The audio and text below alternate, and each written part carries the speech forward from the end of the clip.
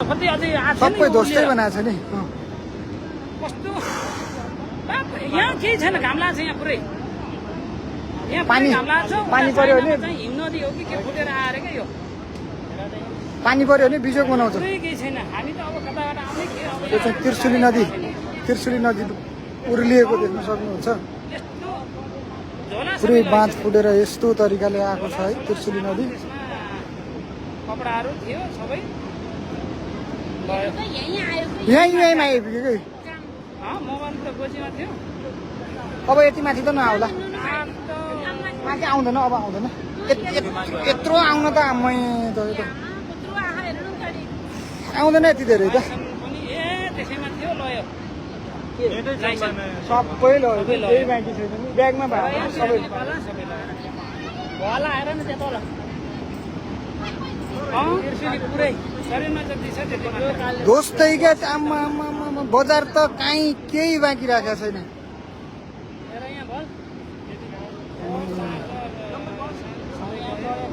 यस्तो कन्डिसन छ त्रिशुली नदी। आम्मा सबै गाडी बाटो गाडी केही बाँकी छैन।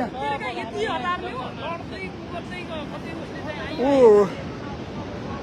गोसाइकुण्ड जाने तीर्थयात्रीहरू त कोही बाँकी छैन होला।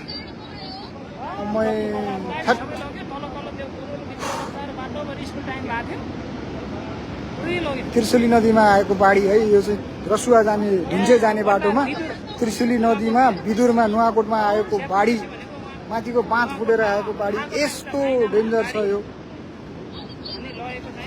कहीँ घर केही बाँकी छैन, बाटो केही बाँकी छैन। गाडीहरू यति बगाएछ, मान्छे कति बगायो साध्य छैन।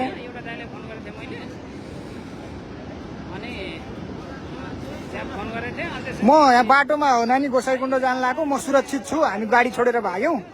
गाडी चाहिँ बगायो, तल सबै बगायो, केही बाँकी छैन। मान्छेहरू चाहिँ हामी सुरक्षित छौँ, माथि साइड लगाएर बसेका छौँ। यति ठुलो बाढी आएछ कि अब यो पुरै चाहिँ लेदोले स्वाट्टै थियो। घर बाटो गाडी मान्छे केही बाँकी छैन।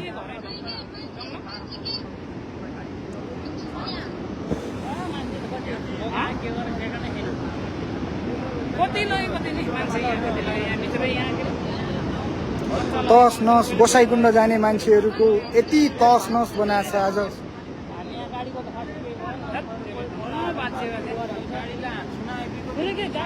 म जाँदिनँ, अब जाँदिनँ। हामी यहीँ सुरक्षित बस्छौँ। अब बाटो पनि छैन, गाडी पनि छैन, मोबाइलको चार्जरहरू केही पनि छैन। सबै बगायो, गाडी नै बगायो। अब सेफ तरिकाले बस्छौँ।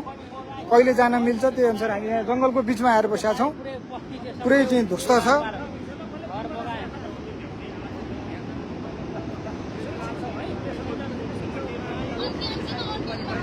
यति मान्छे बगायो होला यसले है, यति हताहत बनायो होला।